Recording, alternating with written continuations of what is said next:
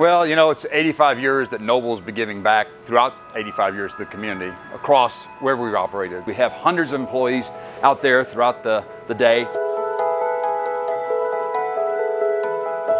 Here at the Grow House this morning. It's our first time to be the Grow House. It's a great place. I love the way it works, giving good food, nutrition back to areas that may not have the right soils in the area.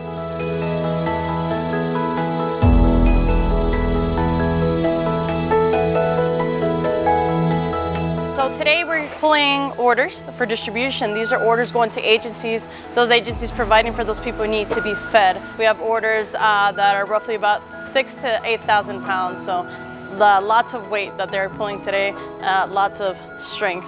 So thanks to Noble, they're helping us out a lot today.